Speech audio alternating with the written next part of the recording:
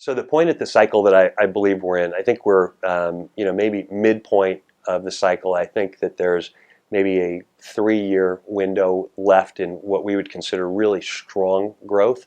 So strong growth is going to be still supported by low cost of capital, the strength and stability of the real estate market nationally here relative to other places in the world.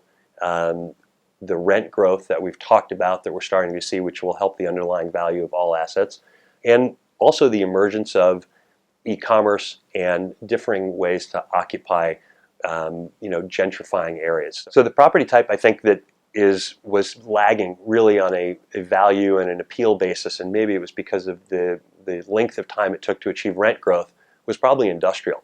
So we saw a number of years ago where multifamily rent growth was really substantial, and it really created huge demand for investment on a national basis. And I think that's really driven by millennials that have a differing view of the American dream, where it's not to own a suburban, 3-bedroom house.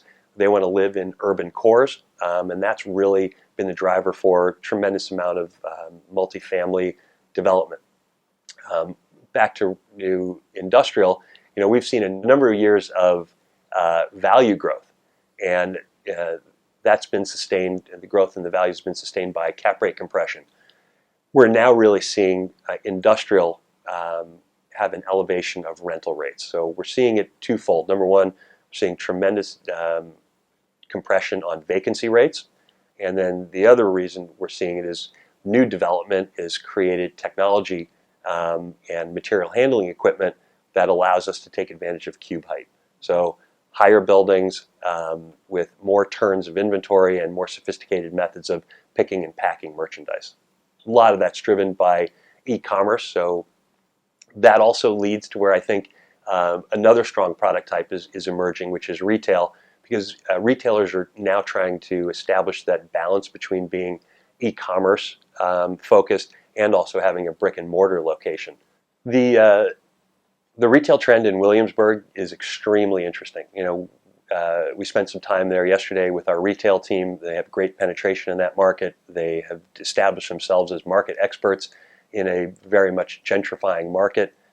It's very exciting to see what's happening there. It's really the adaptive reuse and maturity of old warehouse and functionally obsolete industrial space.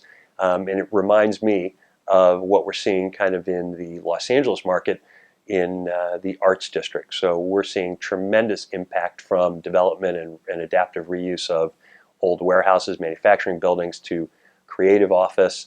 We're seeing some multifamily ground up development and also some adaptive reuse of multi-level industrial buildings. So the correlation's very interesting between the two markets. I think they're happening at almost the same pace.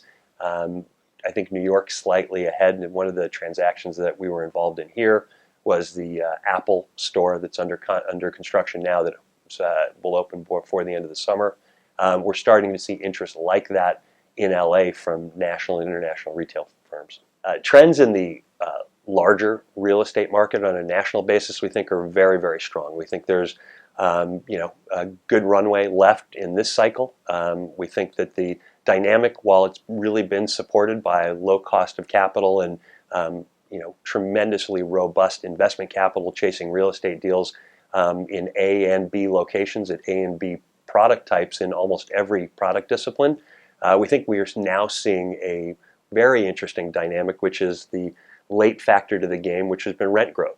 So in the last 12 months, we've seen dramatic rent growth across the board, everything from multifamily to industrial, office, and retail. We've seen that help support very, very low cap rates, and we think that's really the driver going forward to support an elongated and sustained strong real estate cycle.